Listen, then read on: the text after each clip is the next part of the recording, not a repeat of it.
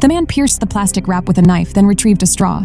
He inserted one end into the blue object, blocked the other end with his finger, and carefully removed it. But don't underestimate this little bit, for it was worth enough to buy an aircraft carrier. The man then brought a subordinate, and under their constant urging, the subordinate took out the straw and applied it to the powder. However, the moment he inhaled, his brain seemed to separate from his body, and he suffered a brief amnesia. Lisa, standing by, was also stunned, not understanding what was happening. The subordinate, however, was laughing uncontrollably, drooling. After confirming the experiment was successful, the boss suddenly pulled out a gun. Lisa was so frightened that she dared not breathe, but from that moment on, her fate was over. The boss wanted to give her a job. Lisa tried to refuse but was knocked unconscious by a punch. When she regained consciousness, she was wearing only her underwear with a surgical scar on her stomach. It was obvious that the group had done something to her, but she had not yet fully recovered from her coma. Suddenly, the undercover agent barged in again. The man casually threw a piece of clothing at her and took her back to the boss. What did you do to my stomach? Nothing. Just a little horizontal slit. It's very well done. And, well, you're fine within a month. The scar is practically invisible, isn't it? You better show your tummy off on the beach next summer. I don't care about this scar. Is it why we opened you up? Yeah? The doctor reassured Lisa that none of her organs were missing and even placed a gift inside. 3 more men were then brought in. Lisa realized then that the gang wanted them to help them transport drugs. The 4 men would be assigned to different destinations and would be freed upon successful landing. After passports were issued, the 4 men were hooded and taken from the hotel. Lisa knew that struggling now was futile and planned to escape once she was aboard the plane. Little did she know, however, that this was just the beginning of her nightmare. She was first taken to a warehouse, but the undercover agent in charge took a liking to her. Despite Lisa's resistance, the man showed no mercy and launched a relentless assault. Fortunately, the undercover agent, fearing for life, forcibly dragged the man away. However, the blows she received had already opened Lisa's wounds. The physical pain might be bearable, but she didn't know that the powder in her body had begun to leak out in small amounts due to the severe injuries. The powder flowed rapidly in her body, and her eyes began to glow blue, and her body twitched constantly. She was sucked to the wall by a mysterious force, and then to the ceiling. Fortunately, she held on to the chain tightly until she was finally thrown against the wall. When she woke up again, a blue light flashed in her eyes, but she was no longer the same girl at that time. Lisa heard footsteps in the corridor, and she quickly restored herself to her original position. Sure enough, not long after, the younger brother walked in from outside. However, this time, Lisa was not afraid, but took the initiative to open her legs. How could the man bear such a teasing, so he walked over lightly?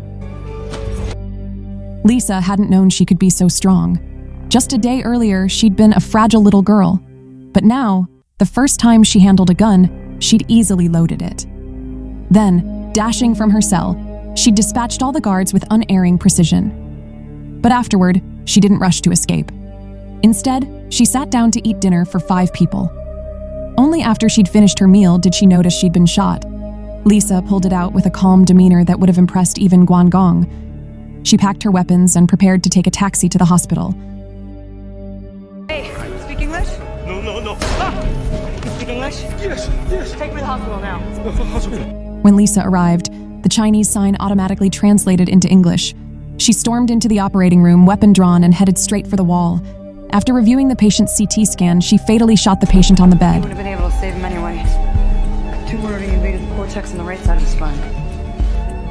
Lisa asked the doctor to remove the drugs from her stomach, repeatedly insisting that no anesthesia be used. However, when they retrieved the drugs, only half remained. The rest had already spread throughout her body. When Lisa spoke her name, the doctor's face was filled with disbelief. Tell me about it. Pregnant women manufacture CBH4 in the 6th week of pregnancy, in tiny quantities. For a baby, it packs the power of an atomic bomb. It's what gives the fetus the necessary energy to form all the bones in its body. I'd heard that they tried to make a synthetic version of it. Didn't realize that they'd succeeded. If it really is CBH4, in this quantity, I'm amazed you're still alive. Lisa left the hospital disappointed. This drug not only boosted infant growth, but also stimulated the development of the human brain. A normal human brain only develops about 10%, but hers had reached 20%. Her hearing had become incredibly sharp, allowing her to clearly hear sounds from dozens of meters away. Even her vision had become incredibly powerful. She could even see the veins and tissues within plants. Faced with such a powerful self, Lisa could no longer smile, knowing her life was drawing to a close. But before that, Lisa had to resolve this problem. She stormed into the hotel, guns in hand. Before the underlings inside could react, she used her clairvoyance to instantly kill them through the wall. The boss, still enjoying his solitude in the room, was suddenly stabbed in both arms by a dagger. Then, she grasped the man's forehead with both hands, accompanied by a flash of white light. Lisa also accessed the gang leader's memories and discovered the destination of the other three. However, after all this, she refrained from killing him, believing that the loss of a secret was perhaps the most painful. Meanwhile, Lisa's wanted list had already made the news, and she had arrived at the airport having changed her hairstyle in a flash. She then pulled out her phone and called Interpol, demanding the immediate arrest of the 3 drug traffickers. Nick, however, thought she was playing a prank. Listen up, Pierre Dolio. Get off your desk, sit in your chair, pick up the red pen to the left of you, and take down everything I say. Lisa's intimate knowledge of the police station compelled Nick to believe her story, and he meticulously recorded the suspects' descriptions. Meanwhile, Lisa's brain had developed to 30%, allowing her to control any electronic device on Earth.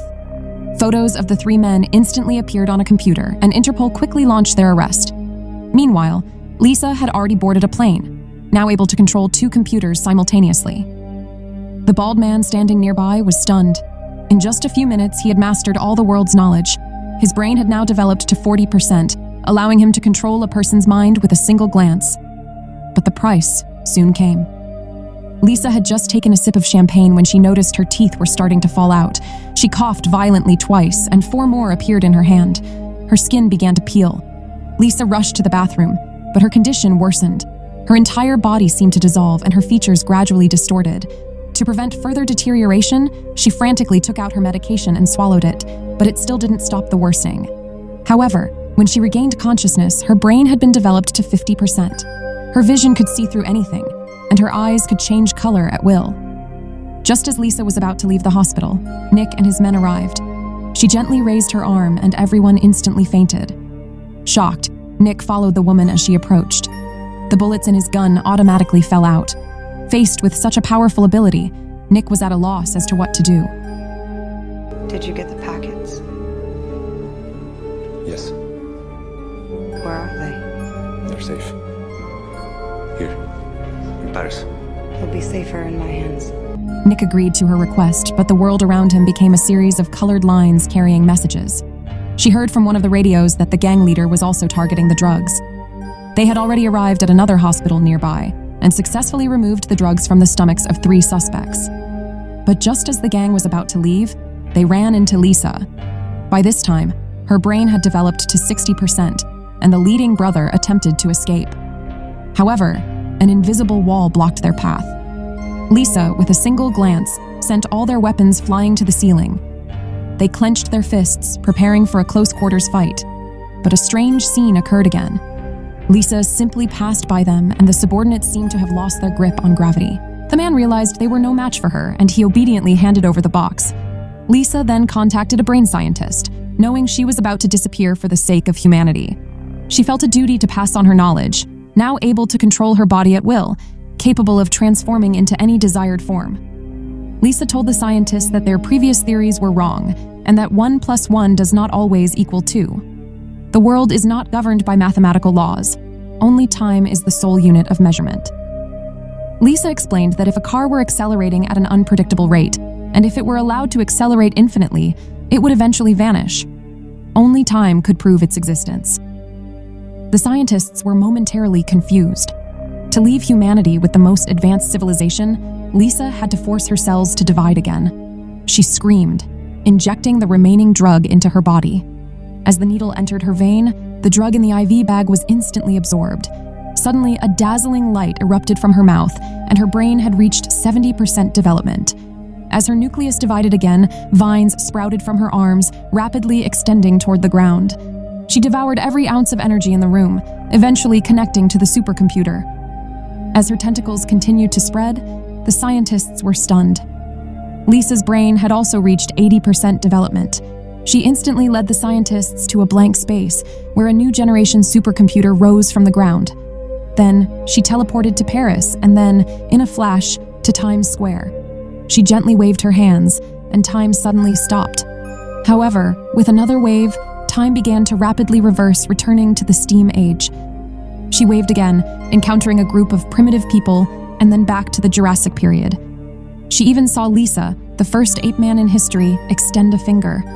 The moment her homologous being touched her, she was transported rapidly backward through time again, this time to the universe, where she witnessed the birth of the moon and, ultimately, the Big Bang. Her brain had reached 99% development, and Lisa's cells continued to divide until they engulfed her entire body, finally reaching 100%. But then, she vanished into thin air, leaving behind a supercomputer. Then, a tentacle slowly extended, handing the professor a portable hard drive loaded with civilizations unprecedented in human history. Lisa sent a message via phone, informing the professor that she was now omnipresent, completely. The universe had become one. If given the opportunity to develop your brain once, what level of development would you find ideal?